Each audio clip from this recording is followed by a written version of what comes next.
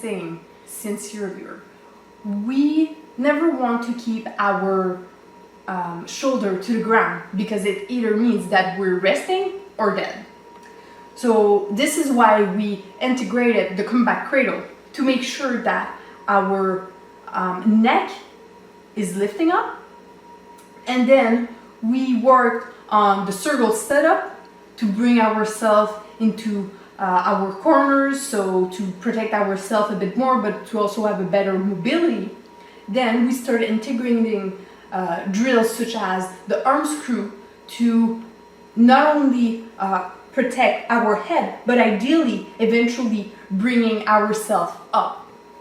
We obviously want to stand up. However, we need to realize that there's a reality that in certain contexts, we won't be able to do so right away. So if we can stand up, what we really want to do is to move laterally. So for our fifth exercise, we will do what we call the spindle. So the spindle is about closing and opening the body. So we're not only using muscle, but we are also using the body tissue. We're also using our breath with the lungs, because the main goal of the spindle is not only to protect your whole body, but it's even more importantly used to move as fast as possible.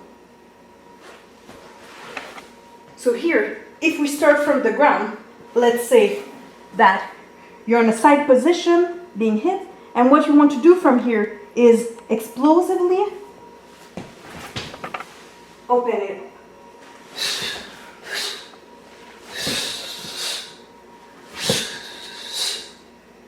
By comparison, if I will be to stay in a turtle position all the time and try to roll from there, you will notice that not only is it much more difficult to actually apply, but it's also much slower. The spindle makes you a really unexpected target to it. So it's not just about protecting yourself, it's really about moving in a way that if someone is on top of you, trying to hit you, kick you, leaning on you, since you are not trying to push them back or lift yourself up and simply displacing yourself from the same level, it gives you a much better chance to actually move more fluidly by using not only your muscle but also the elasticity and your breath. We've seen earlier that not all of our reflexes are actually necessarily good for us. If we think about one of the main one is the startle reflex, where the body kind of catches its own breath. And you need to understand that, especially in a combative context, this is really not good for your performance. And one of the good things about the spindle is that it gives you the occasion to restart that explosive breathing by opening and closing constantly your body, which is very good for shock absorption and mobility. Let's imagine being shocked for a second. Usually we're gonna take a small portion breath and then we're gonna hold it. And now, once you've done that, imagine doing the spindle and feel the kind of contraction it's doing in your body.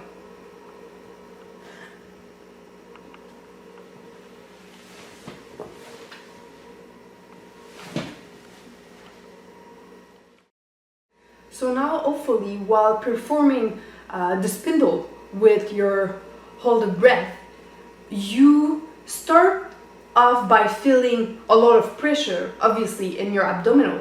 But once you bring your leg up and then start rolling, not only maybe you start feeling like someone was playing accordion with your lung, but also while they're rolling, it was massaging your stomach. These motions will make you jumpstart your breathing again no matter what. Just like CPR will jumpstart your heart again. However, to make that connection even deeper, let's do another exercise. So we're back to the ground, and what I want you to do here is to first off take a deep breath in and then out. And now try taking a deep breath in while playing with interference. So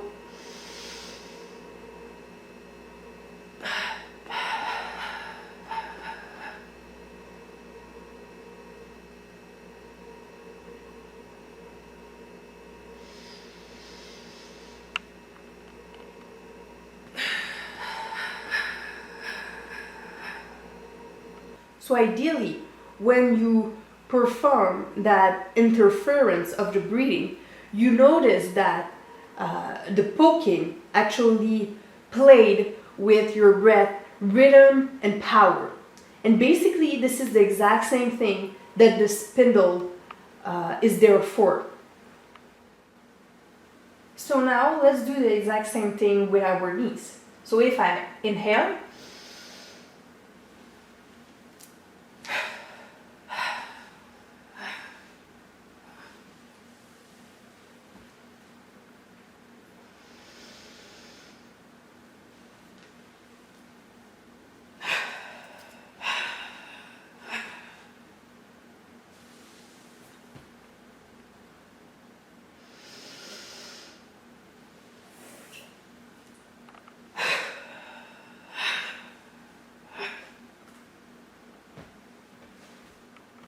so now let's play with the shock breath.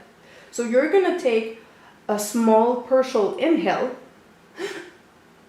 stop the breathing, and then you're gonna perform the spindle.